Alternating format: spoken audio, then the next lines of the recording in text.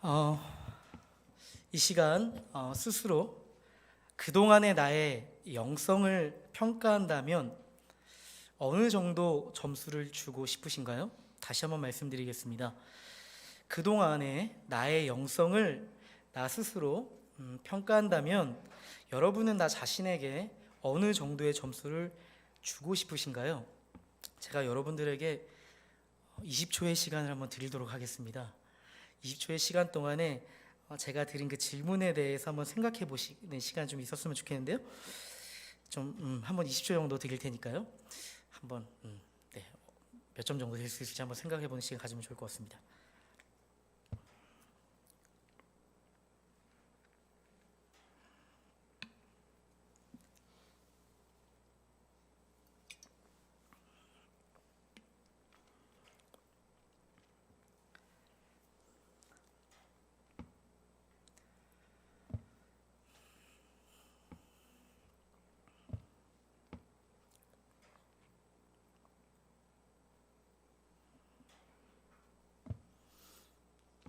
네, 한번 점수를 결정해 보셨나요? 여기서 아마 내 영성 점수가 가장 높을 것이다 예측하시는 분 계신가요? 한번 자신 있게 한번 손을 한번 들어보라고 하면 한 번도 안 들 것 같습니다. 혹은 이 중에 내 영성 점수가 가장 최저점을 기록하지 않을까 하시는 분 계신가요? 여러분, 제가 여러분에게 묻고자 하는 이 질문은 점수 자체가 중요한 것은 아니고요. 어떤 기준을 가지고 우리가 나의 영성을 평가했는가 좀 생각해보고 싶어서 제가 여러분들에게 질문을 드렸습니다. 코로나19라는 아주 독특하고 유례 없는 이 상황 속에서 영상으로 예배하는 나의 모습을 떠올리며 평가하신 분들도 있을 것 같고요. 누군가는 영상 예배는 한계가 있지, 그렇게 생각하면서 현장 예배에 나와 마음을 딱 정돈하고 예배하는 나의 모습을 떠올리며 나름대로 객관적으로 평가한다 하시는 분들도 있을 것 같습니다.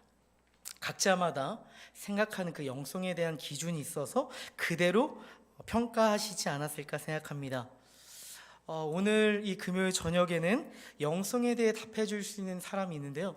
그분은 다윗입니다. 다윗과 함께 영성에 대해 생각해 보고 싶습니다. 우리가 다윗과 동시대에 살았다면 다윗을 이 자리에 초청하고 저는 빠지고 다윗이 설교했으면 좋았을 텐데 저는 이 성경에 있는 이 다윗의 그 영성을 생생하게 떠올려서 여러분들에게 잘 전달하도록 하겠습니다. 다윗의 영성을 볼 수 있는 한 본문이 있는데요. 사무엘상 16장 7절 말씀입니다. 이런 말씀입니다. 아주 잘 아시는 말씀인데요. 여호와께서 사무엘에게 이르시되 그의 용모와 키를 보지 말라. 내가 이미 그를 버려놓으라. 내가 보는 것은 사람과 같지 아니하니 사람은 외모를 보거니와 나 여호와는 뭘 보신다고요? 중심을 보느니라 하시더라. 네, 하나님께서는 다윗을 그 왕으로 세우는 그 핵심에는 그의 중심이 있었습니다. 하나님께서는 다윗의 키와 용모를 보지 않았다라고 말씀하시죠. 사실 다윗은 가정 안에서 아버지에게도 형제들에게도 아무도 기대를 받지 못했던 막내였어요. 다윗은 아주 작고 평범한 목자였습니다. 그러나 하나님께서는 다윗을 바라보시면서 다윗, 너는 아직 너무 어려. 아직 너는 삶에 대해서 알지 못해. 넌 너무 아직 미숙해 라고 평가하지 않고 이런 사람들의 평가와 시선에 집중하지 않으셨어요. 누군가 보기에는 아주 보잘것없고 너무나도 작고 누구보다 평범해 보이는 소년이었지만 하나님께서는 그분의 완전한 그 관점에 따라서 다윗의 삶에 집중하셨죠. 또한 그 다윗의 영성에 대해서 알 수 있는 또 신약 성경의 말씀이 있습니다. 사도행전 13장 22절의 말씀인데요. 이런 말씀입니다. 다윗을 왕으로 세우시고 증언하여 이르시되 내가 이새의 아들 다윗을 만나니 내 마음에 맞는 사람이라 내 뜻을 다 이루리라 하시더니, 이런 말씀이 있습니다. 사도행전 13장을 보면 하나님께서 보셨던 그 다윗의 그 중심이 어떠한 의미인지 더 명확하게 정확하게 알 수 있습니다. 하나님께서는 다윗을 평가하실 때 하나님의 마음에 맞는 사람이다 이렇게 말씀하셨어요. 개역 개정에는 지금 개역 개정에는 마음이 맞는 사람이다. 개역 한글에는 마음에 합한 사람이다. 현대인의 성경을 보니까 다윗은 내 마음에 드는 사람이다. 다윗이 내 마음에 드는 이유는 내 뜻을 다 이룰 것이기 때문이다. NIV에는 이렇게 써 있어요. 다윗은 하나님 자신의 마음을 가졌다. 그리고 이렇게 써 있습니다. 그는 내가 원하는 모든 것을 할 것이다. 킹 제임스 버전에 이렇게 써 있습니다. 다윗은 마음을 다하여 나의 모든 뜻, 여기서 나는 하나님이죠. 하나님의 모든 뜻을 이룰 것이다. 네. 여러 번역본들을 살펴보니까 이 하나님의 마음에 맞다라는 뜻이 조금 더 우리 안에 명확하게 와닿는 것 같습니다. 다윗은 하나님의 그 마음에 합한 중심이 있었고 하나님의 마음에 딱 맞는 중심을 소유한 사람이었습니다. 다윗은 그 삶을 다해 마음을 다해 그의 삶으로 하나님의 뜻을 이루고 싶어하는 간절한 열망이 있었던 사람입니다. 마치 예수님께서 가르쳐 주신 그 기도, 제자들에게 가르쳐 주신 그 기도처럼 하늘의 뜻이 이루어진 것 같이 땅에서도 이루어지리라 하시는 그 말씀과 같이 하나님의 그 뜻이 내 삶 가운데 이루어지다 라는 그 소망을 가지고 살았던 것이 다윗의 중심이었다는 것이죠. 결국 종합해 본다면 하나님의 뜻이 자신의 삶을 통해 이루어지는 것, 하나님의 그 뜻이 자신의 삶을 통해 선명하게 드러나는 것, 바로 이것이 다윗의 중심이요 다윗 영성의 핵심입니다. 우리가 또한 다윗하면 떠오르는 또 한 가지 키워드가 있어요. 그것은 뭐냐면 예배자라는 것입니다. 참된 예배란 무엇인가? 참된 예배자는 어떠한 사람인가? 하나님은 어떠한 예배자를 찾으시는가? 라는 성경적 강의를 할 때 반드시 이 다윗이라는 사람은 언급이 됩니다. 하나님과 관계성이 드러나는 그 예배자 다윗의 영성은 사실 사무엘상과 사도행전뿐만 아니라 성경 여러 곳에 등장을 하는데요. 다윗하면 떠오르는 두 가지 인상적인 예배의 모습을 함께 나누고 싶어요. 역대상 15장 29절의 말씀인데요. 네, 제가 읽어드리도록 하겠습니다. 여호와의 언약궤가 다윗성으로 들어올 때 사울의 딸 미갈이 창으로 내다보다가 다윗 왕이 춤추며 뛰노는 것을 보고 그 마음에 업신 여겼더라. 네, 언약궤, 하나님의 통치와 임재를 상징하던 언약궤를 빼앗겼었거든요.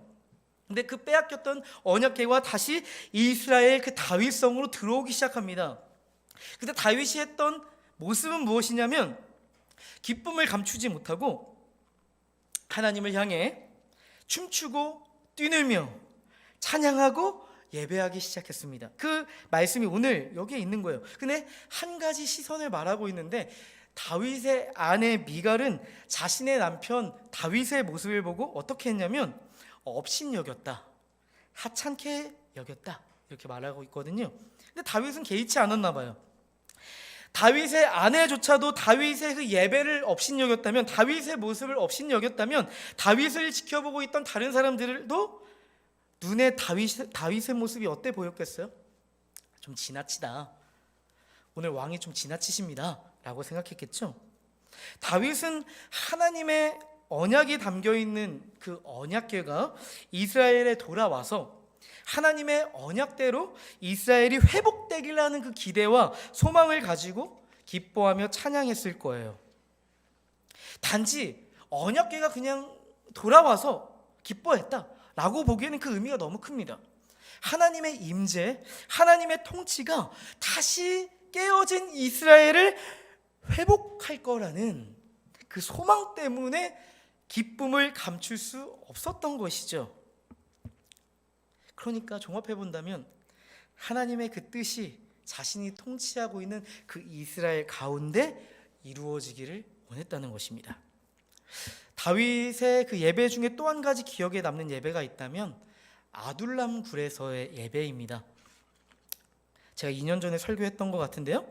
시편 57편 7절 말씀을 보면 이런 말씀이 있습니다. 하나님이여 내 마음이 확정되었고 내 마음이 확정되었사오니 내가 노래하고 내가 찬송하리이다. 아멘. 다윗은 죽음의 위협을 피하기 위해서 지금 아둘람 굴에 숨어 들어가 있습니다. 다윗은 사울에게 평생을 쫓겨야만 하는 도망자 신세로 살아가는 아주 비극적인 삶을 살아가고 있는 상태였죠. 왜냐하면 사울 왕이 시퍼렇게 살아 있는데 다윗이 사무엘로부터 하나님의 기름 부음을 받고 이스라엘의 왕이 되기를 하는 그 선언한 것이 비미가 되었습니다. 지금 아둘람 굴에 있는 다윗은 그 누구에게도 도움을 청할 수 없는 그런 상황입니다. 완전히 사면초가의 상황입니다. 사울 왕이 지금 다윗을 찾기 위해 그 아둘람 굴에 들어오기만 한다면 다윗 자신은 죽을 수밖에 없습니다. 다윗은 위기 가운데 있고 재앙 가운데 있고 매우 억울함 속에 있어요. 하나님, 저는 기름 부어달라고 한 적 없거든요. 저는 목자면 충분하거든요. 왜 기름을 부으셨어요? 라고 할 법한데요. 하나님께 예배할 수 있는 이 중심이 다윗에게 과연 있었을까요? 하나님을 예배할 수 있는 영성이 지금 발휘될 수 있는 그런 상황이라고 보여지시나요? 그러나 다윗은 지금 절체절명의 위기 가운데 하나님을 바라보고 있습니다. 내 영혼이 확정되었다.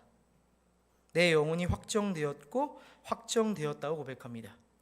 말로 다 할 수 없는, 그 누구도 이해해 줄 수 없는 절망적인 상황 가운데 하나님의 뜻이 내 영혼 가운데, 내 삶 가운데 확정되었다, 이루어지길 소원하고 있습니다. 여러분이라면 이런 상황 속에서 예배할 수 있으실까요? 혹시 여러분들 중에 제주도의 만장굴 혹시 다녀와 보신 적 있으십니까? 이 더운 여름에 그 만장굴에 들어가면 매우 시원할 텐데요. 아둘람 굴은 제주도에 있는 그 만장굴과 같이 매우 넓고 큰 동굴이 아닙니다. 겨우 한 사람 들어가서 지나갈 수 있는 아주 좁은 동굴입니다. 저 같은 사람은 빠져나올 수 없을지도 모릅니다. 아마 저는 저런 동굴에서 하나님을 예배하는 것 그조차도 힘들 것 같다는 생각이 들어요. 환경적으로, 상황적으로 예배하는 것이 불가능하다 여겨지는 이때 과연 저런 고백을 할 수 있을까 하는 생각이 듭니다. 다윗의 그 영성의 핵심에는 어떤 상황 속에서도 하나님의 뜻이 자신의 삶 가운데 확정되길 원하는 그 소망이 담겨 있습니다. 그러나 다윗의 영성은 이것이 전부가 아닙니다. 자칫하면 다윗의 영성을 이 정도 선에서 우리가 바라보고 우리가 지향해야 될 그 영성이 이 정도면 아름다운 표본이 되겠다 생각할 수 있는데요. 성경은 다윗의 삶에 담긴 그의 영성을 여기까지만 말하고 있지 않다는 것을 우리는 기억해야 됩니다. 하나님께서는 다윗의 중심을 보시고 하나님의 마음 합한 그 모습을 보시고 하나님의 마음에 맞는 그 영성을 보셨습니다. 그리고 그를 이스라엘의 통치자로 삼으시려고 했죠. 왜 하나님께서는 굳이 사울 왕이 있음에도 불구하고 다윗을 왕으로 삼으려 하셨을까요? 다윗을 반대로 생각해 본다면 사울에게는 하나님께서 원하시는 그 중심이 없었기 때문이죠. 그는 하나님의 마음에 관심이 없었잖아요. 사울이 이스라엘의 왕으로서 하나님 나라와 하나님의 백성들을 섬길 때 그 일 통해 하나님의 영광, 하나님의 뜻이 드러나지 않았잖아요. 사울은 정책적으로 하나님의 그 통치 방식, 정의와 그 사랑, 하나님 나라의 가치와 별개로 자신이 가지고 있는 사고방식과 통치 방식, 자신이 추구하고 있는 방향대로 가치대로 일했습니다. 그래서 하나님께서는 사울이 자기 나라, 하나님 나라의 통치자로 적합하지 않다고 결정하셨습니다. 사울이 이스라엘을 앞으로 계속 통치한다면 그곳에 드러나야 할 하나님 나라의 정의와 사랑이 도저히 일어나기는 불가능하겠다 판단하신 것이죠. 그러나 다윗이 그 이스라엘을 섬긴다면 다윗의 그 삶에 아주 명확하게 적혀있는 그의 중심, 그의 영성을 보면 이 자라면 하나님 나라에 세울 수 있겠다 생각하신 것입니다.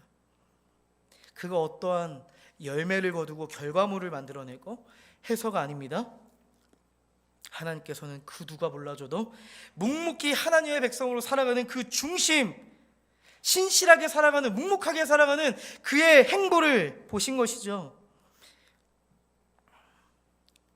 이스라엘의 통치자로 기름 부음을 받은 후에 오히려 도망자 신세가 되어버린 다윗, 왕위를 빼앗기지 않기 위해서 모든 일을 제쳐놓고 다윗을 잡겠다 하는 그 사울의 도끼보다 어쩌면 살기 위한 다윗의 도끼, 다윗의 몸부림이 더 치열하지 않았을까라고 저는 생각하는데요.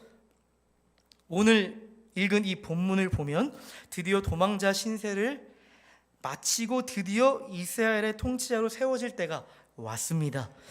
우리 함께 이 말씀을 한 목소리로 읽어봤으면 좋겠는데요. 사무엘상 24장 4절 5절 말씀 우리 함께 읽어보도록 하겠습니다. 시작.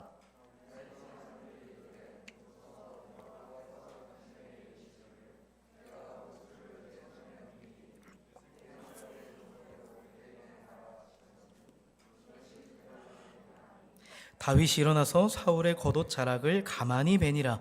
그리한 후에 사울의 옷자락 뱀으로 말미암아 다윗의 마음이 찔려. 네, 지금 다윗은 사울 왕 앞에 있습니다. 서 있습니다. 그리고 다윗의 동료들은 이렇게 얘기합니다. 지금 당신에게 원수의 생명이 넘겨졌다. 어서 그를 처리하라. 재촉합니다. 다윗은 사울의 목숨을 취하기만 한다면 다윗은 이제 사울의 탄압과 죽음의 위협으로부터 I am free, 자유해질 수 있는 상황입니다. 또한 뿐만 아니라 하나님의 언약이, 하나님의 그 기름 부음이 즉시로 말씀이 성취될 수 있는 아주 좋은 기회죠. 이제 사울을 제거하기만 하면 됩니다. 그런데 무슨 일인가요? 다윗은 마음이 찔려 그저 사울의 옷자락 조금 베고 돌아옵니다. 왜 그랬을까요? 다윗이 너무 소심해서 그랬을까요? 왕이 될 만한 그릇이 아닌데 영성만 있고 왕이 될 만한 자질이 없어서 그랬을까요? 사무엘상 17장을 보면 이 자리에 있는 모든 분들이 아는 본문이 있습니다. 블레셋의 골리앗이 하나님을 저주하고 하나님의 나라와 하나님의 백성들을 조롱하고 핍박할 때 그 누구도 골리앗 앞에 서지 못했습니다. 그런데 군인도 아니고 전쟁 한번 해보지 못한 어리고 미숙한 다윗이 골리앗 앞에 섭니다. 말도 안 되는 상황이죠. 다윗은 작고 어린 목자로서 자신의 삶을 가지고 지금 골리앗 앞에 섭니다. 사나운 짐승으로부터 양을 지키고 구하기 위해 수도 없이 던졌던 그 돌멩이 하나 가지고 골리앗 앞에 섭니다. 그리고 다윗은 그 초원에서 하나님을 찬양하다가 맹수가 나타나면 던져댔던 그 돌멩이, 맹수의 위협으로부터 양을 지키기 위해 던졌던 그 돌멩이로 골리앗을 쓰러뜨리잖아요. 다윗이 던진 그 돌멩이는 그의 삶이 담겨 있습니다. 그의 일상이 담겨 있습니다. 여러분 잘 아시잖아요. 다윗이 얼마나 예배하고 찬양하는 것을 좋아합니까?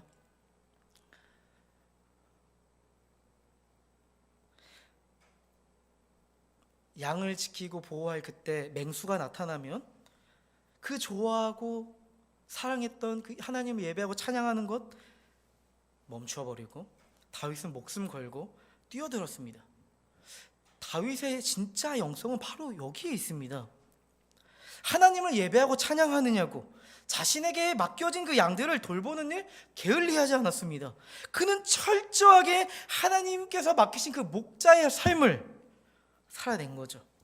다윗의 삶을 말한다면 창세기 1장 28절의 삶이 담겨 있다라고 저는 말씀드리고 싶습니다. 창세기 1장 28절 말씀, 모두 잘 아시는 말씀인데요. 제가 읽어드릴게요. 하나님이 그들에게 복을 주시며 하나님이 그들에게 이르시되 생육하고 번성하여 땅에 충만하라. 땅을 정복하라. 바다의 물고기와 하늘의 새와 땅에 움직이는 모든 생물을 다스리라 하시니라. 하나님께서는 사람을 만드시고 하나님께서 만드신 그 피조 세계를, 하나님께서 만드신 그 사람을 통해 다스려지길 원하셨습니다. 그것은 인간의 권위를 누리기 위한 세상이 아니고 하나님께서 존귀하신 그 인간을 통해서 하나님의 통치가, 하나님의 사랑과 정의로서 다스려지길 원하시는 하나님의 목적과 의도가 담겨 있습니다. 그러니까 하나님께서 하나님의 사람들에게 목적하신 그 삶, 하나님이 만드신 그 세상과 더불어 하나님의 정의와 사랑이 드러나는 삶을 원하셨다. 그런데 하나님의 그 정의와 사랑이 그 목자 다윗의 삶에 고스란히 담겨져서 이것이 아주 명확해졌다는 것이죠. 약육강식의 역사를 보면 누가 살아남죠? 강한 자가 살아남습니다.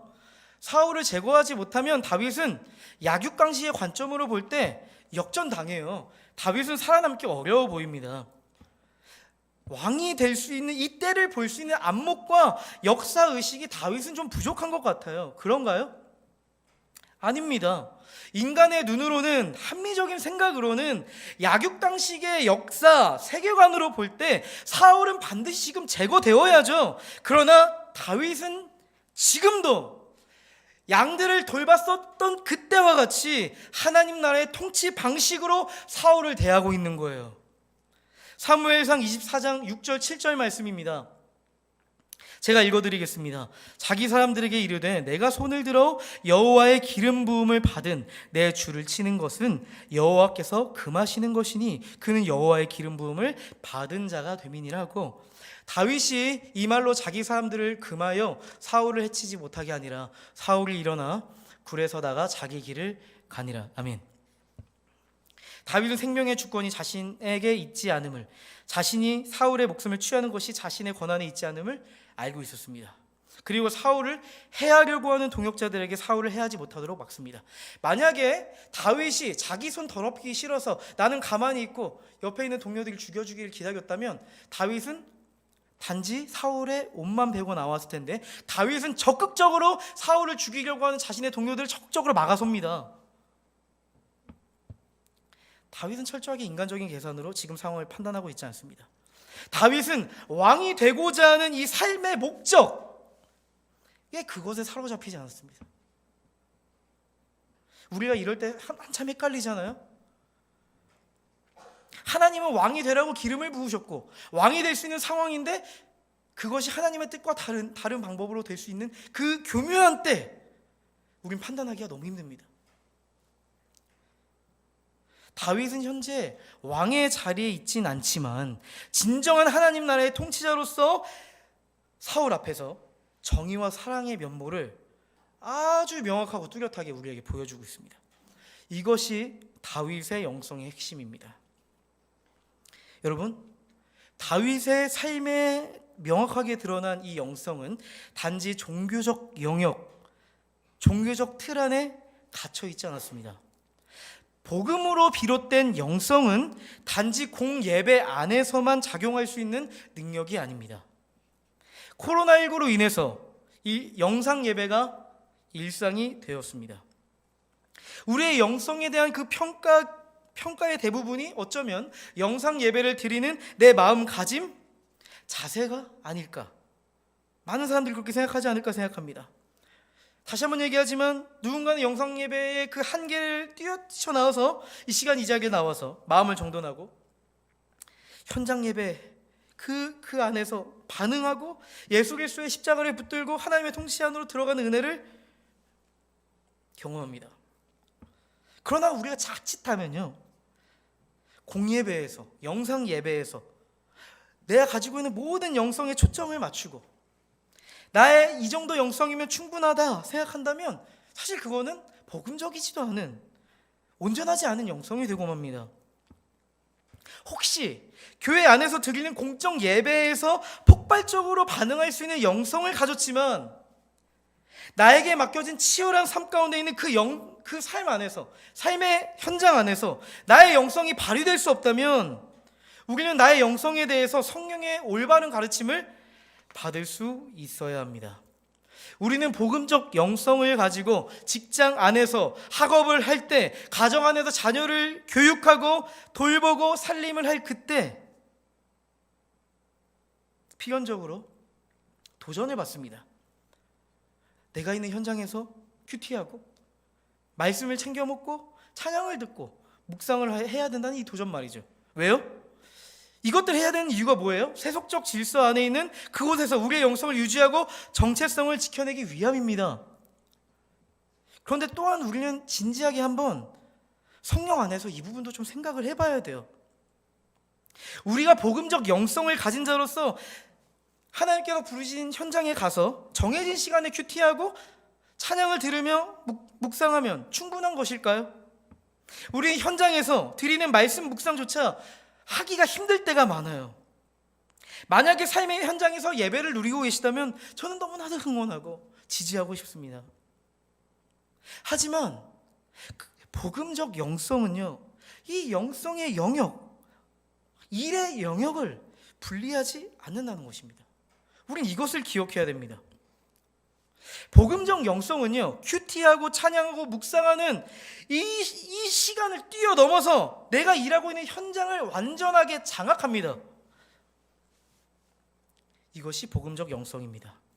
복음적 영성은 하나님의 통치가 나의 삶의 현장에 있는 그 직장, 일터, 상사와 씨름하고 있을 그때, 어떤 과업 프로젝트를 하고 있는 그때, 자녀를 양육하고 자녀 교육하고 있는 그때, 살림하며 돈을 헤아리고 있는 그때, 가정 안에서 나를 통해 드러납니다.